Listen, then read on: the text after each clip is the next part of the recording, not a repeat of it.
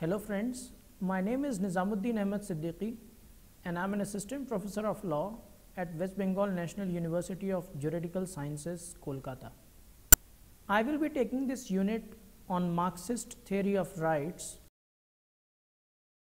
This unit aims to fulfill certain learning objectives, which include: number 1, to understand the significant contribution of Marx on the origin and nature of society, capital formation, and its relation on the lives and rights of people and institutions and societies and nations. Number 2, to analyze the relevance of Marxist conception of communist or social democratic state as against liberal democratic state and present global economies.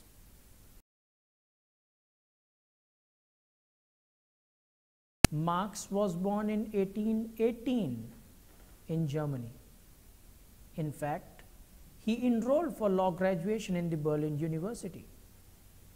But influenced by William Friedrich Hegel's philosophy, he pursued studies in philosophy. He was also influenced by French Revolution, socialist literature, and sought to journalism to impact industrial workers who are sufferers due to excess working hours and inhuman treatment.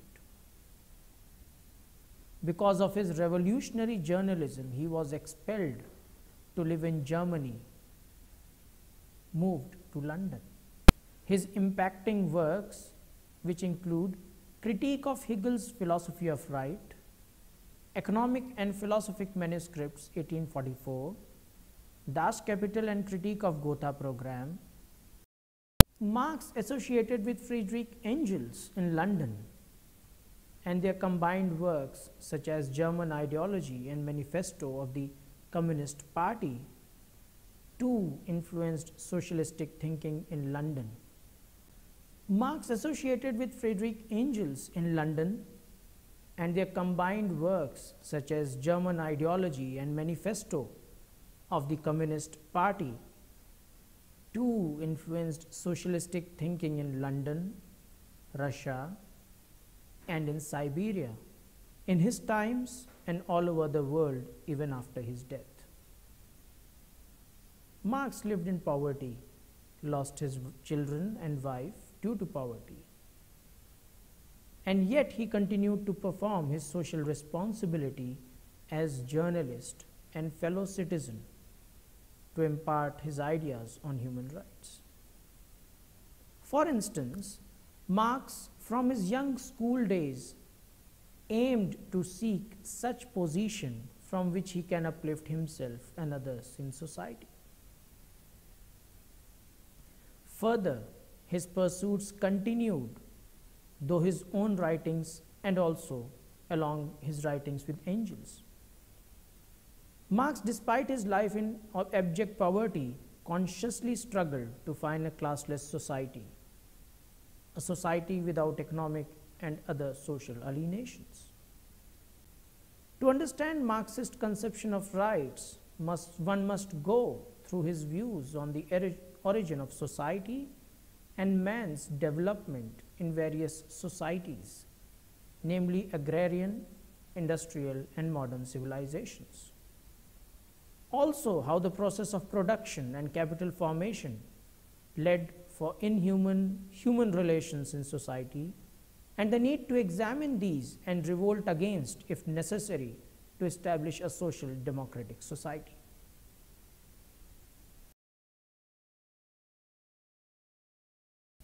Marx was born when nations were technically advanced, where mechanical forces entered human lives. Modern period, as we understand, is a period of scientific temper in the areas of philosophies too. Yet, science and rationalistic philosophy could not help human oppression of one economic or social class over the other. Marx and Engels, as said above, through their combined thinking aimed to change the society. To them, society is conceived on material development rather than on spiritual or ethical basis or even eternal laws or superstitious power. Their materialistic conception is named as dialectic materialism. According to this phenomenon of dialectic materialism, every aspect needs to be studied in three levels: thesis, antithesis, and synthesis. Thesis is the original or existing state of the world, society, or anything. Things or human beings do interact when they are together.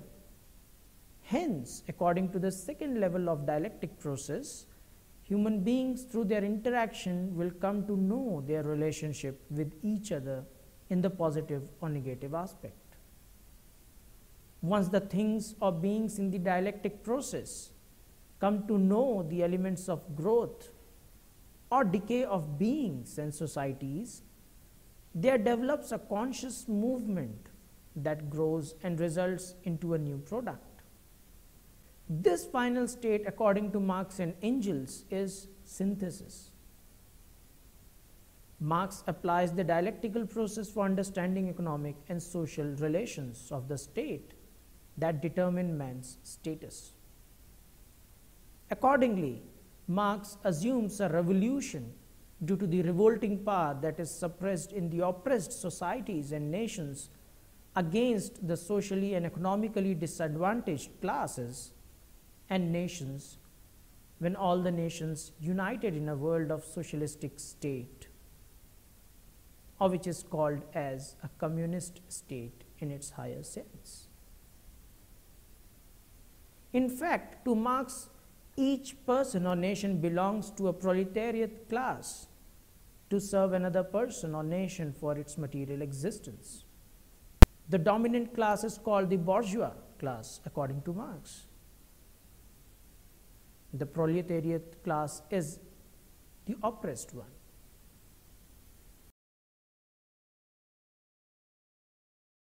Marx and Engels together worked through their writings, and mainly Engels studied the origin of family and private property. In the early agrarian societies, man is measured in terms of possession of cattle and land. When the agricultural asset and cattle assets determine the status of household in the family, the female household is in turn slave to the male household. Similarly, master-slave relationships are found in the family conception of human rights. Thus, all human relations, according to Marx and Engels, are related to monetary relations. Furthermore, while polygamy was the feature of primitive family, polygamy indicates the slave status of women. Early matriarchal families were termed as patriarchal, which is a prime slave society. Similar in the society based on the strength of cattle. Human cattle works in agricultural field, and the amount of money, the invention of coin money together, all contributes for the accumulation of power in one person or a group of persons. Thus, private property determines the social stratification. And hence, there evolved two classes, proletariat class and bourgeois class. Accumulation of capital led to possession of private property. For example, in a family, the wife represents the proletariat and the husband the bourgeois. Similarly, in the agricultural production, the landlord represents the bourgeois and the worker represents the proletariat. In the industrial production, the proprietor is the bourgeois and the industrial worker of any category is the proletariat. This goes on between dominant groups over less developed groups. In fact, there is vicious circle as long as there is one dominant person or group against one oppressing person in human societies. If the oppressed does not introspect of his or their status and questions the statuses. Thus, the economic class is politically dominant also. What is the nature of labor and what are the features of working class? Civilizations of nations, however sophisticated they are not devoid of exploitation and alienation. As we understand social class formation, it is based on property relations. Some people exercise this monetary power to exploit the others. It is not a willing submission, but a necessary evil for the existence and for the livelihood. Marx contends that man becomes a commodity along with land and other goods necessary for production and running of an organization or society. For example, women's labor becomes a commodity for the existence of family. Workers' labor for production and administrative or other works become commodity as means of production. The nature of labor is well explained in the words of Marx and Engels in the Communist Manifesto. The history of all hitherto existing societies is the history of class struggle. Free man and slave, patrician and plebeian, lord and serf, guild master and journeyman, in a word, oppressor and oppressed, stood in constant opposition to one another, carried on an uninterrupted, now hidden, now open fight, a fight that each time ended either in a revolutionary reconstruction of society at large or in the common ruin of the contending class.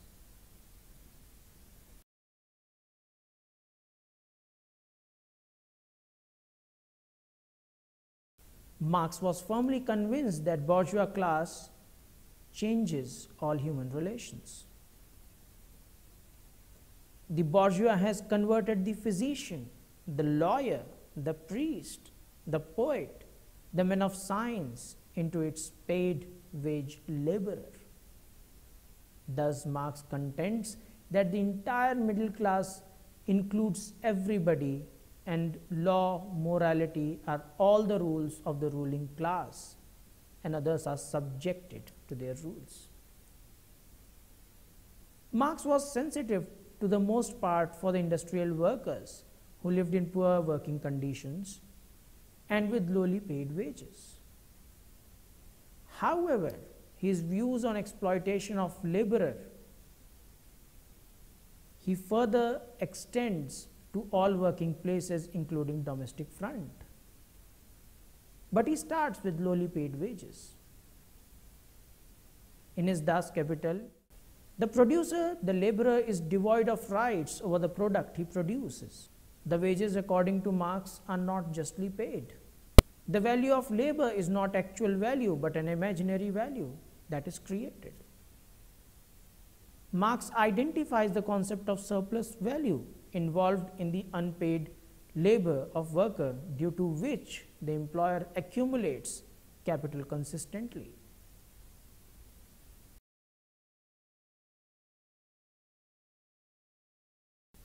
While C stands for commodity and M stands for money, Marx says that the commodity involved in the labor of worker again transforms into money. This is represented as M, C and M. This surplus value is equal to unpaid labor that is due on the labor. This surplus value is equal to unpaid labor which is due upon the laborer. In this way, the capitalist accumulates capital and social and political power that hinders the growth of worker. This process is like agricultural laborers, where the landlord, whom Marx calls as feudal lord, acquires power to command over agricultural workers. Friends, alienation is the separation of a person from a thing or a possession or any right to human development. Such production leads to man's alienation from the produce and other types of alienations. The first alienation is related with the produce. The worker cannot avail the produce as much as he wants, whether it is industrial production or agricultural produce. Moreover, all the produce will be converted as private property for capitalist or industrialist or landlord or whoever it is.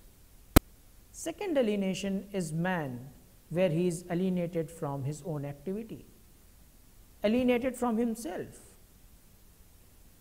Third alienation is from his species, from his own character. The fourth type of alienation is from other men. With low paid wages, the working class leads a miserable life, and the whole proletariat class suffers from psychological and social alienation. Politically, the labor is still poor, as the bourgeois class becomes also the ruling class and frames the convenient laws for its growth. Hence, natural man who is creative and enthusiastic becomes dull, loses his natural being in pre-industrial societies or agricultural societies, and this alienation is the root of man's mechanical life as worker.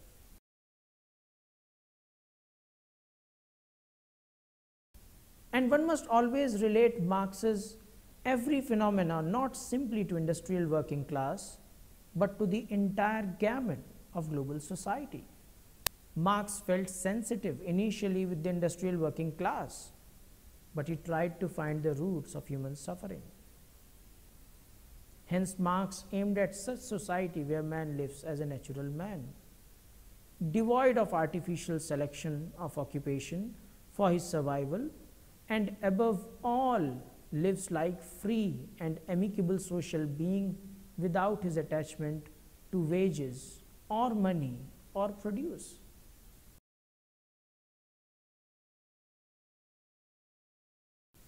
Marx constructs an ideal state to restore rights of not only the rights of disadvantaged hitherto, but a state for equality, justice, and common good.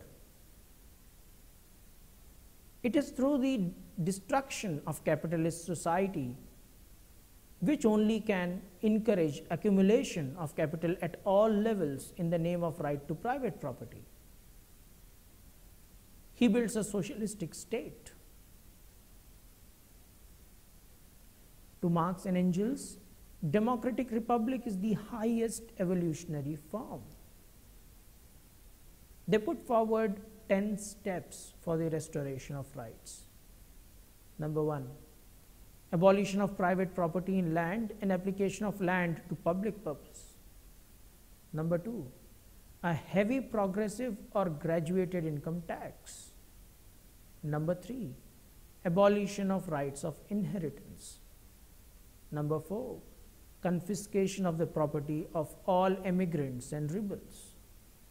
Number 5, centralization of credit in the hands of the state by means of a national bank with state capital and exclusive monopoly. Number 6, centralization of means of communication and transport in the hands of the state. Number 7, extension of factories and instruments of production owned by the state, bringing into cultivation of wastelands and the improvement of the soil generally in accordance with a common plan. Number 8, equal liability of all to labor, establishment of industrial armies, especially for agriculture. Number 9, combination of agriculture with manufacturing industries, gradual abolition of the distinction between town and country by a more equable distribution of the population over the country. And number 10, free education for all children in public schools. Abolition of children's factory labor in its present form. Combination of education with industrial production, etc.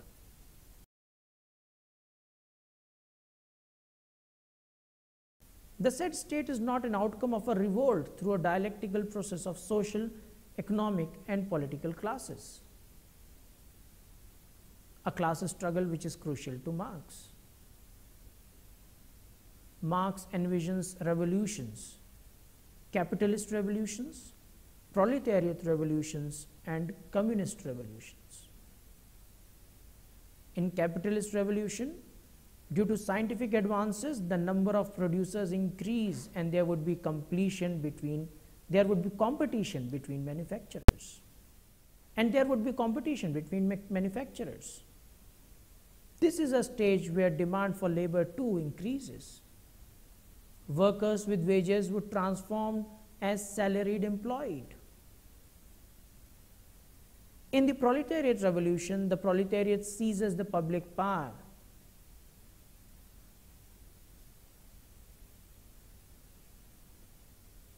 In the proletariat revolution, the proletariat seizes the public power and the production of the bourgeois and transforms it as public property. Anarchy in social production is replaced by systematic, definite organization. And the struggle for individual existence disappears. Further, communist revolution is an outcome of proletariat revolution. Initially, it starts at national level, but extends to international level. Marx says, working men have no country.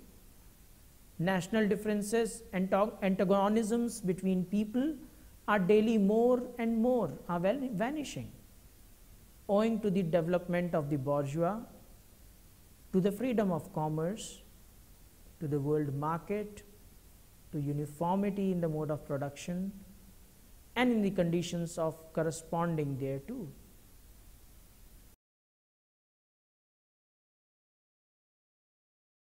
Marx had influence while he was alive, and aftermath, he influenced peoples and nations too.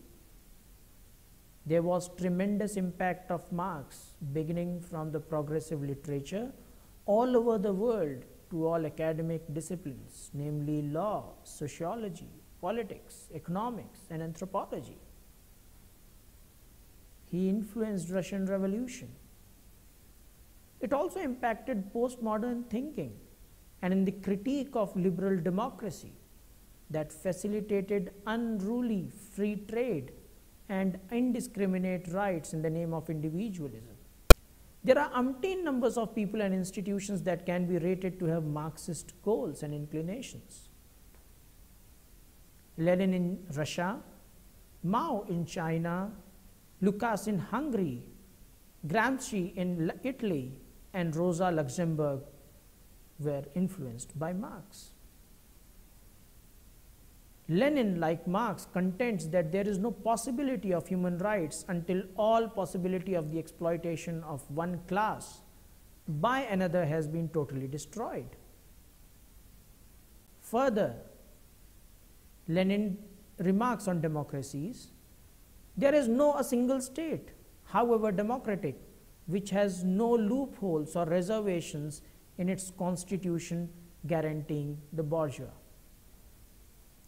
Mao liberated China from feudalism and drudgery of farmers.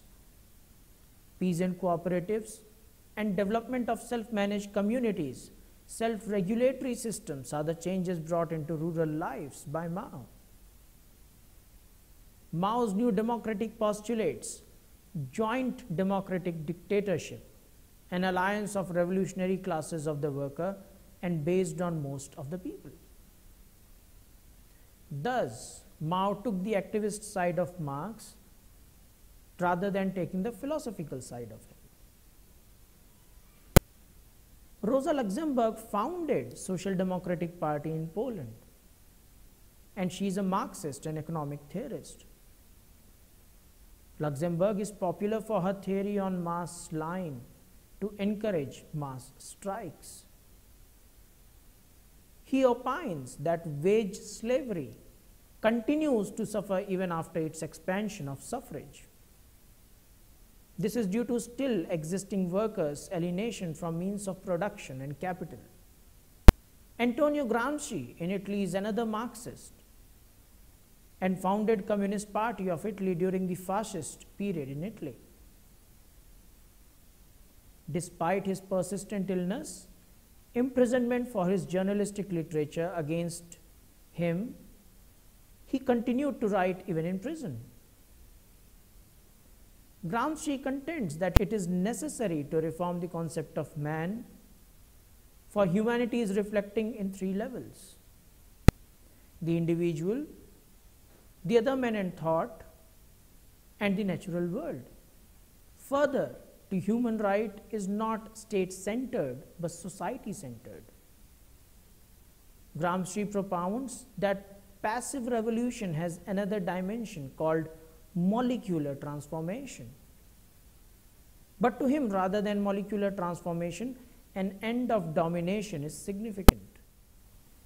Further, he feels the need for a critique of the major structures, namely state and civil society, with which human being can realize his full potential.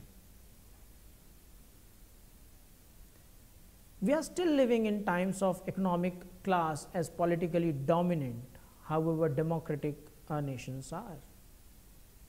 Today's globalized world not simply facilitates communication but facilitates free trade and corporate culture where petty vendors are at stake. In the name of liberal democracy, rights are disproportionately distributed, and this needs to be questioned. The term liberty and right to private property should not be understood in loose sense. Rights are inclusive of duties and social responsibilities. For example, corporate social responsibility of recent times is a mandatory that involves the capitalistic groups of society to share their wealth for the well-being of the deprived groups. This is recently incorporated in the Indian Constitution too. Further, employee welfare schemes and organized trade unions and other unions are the resultants of rectifications done by liberal democracies due to the influence of Marxist movements.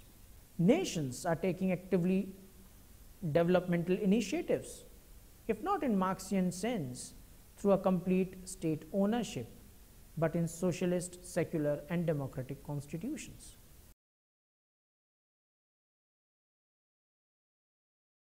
Friends, we started this module with how feudalism and industrial development excluded the agricultural and industrial workers from complete development.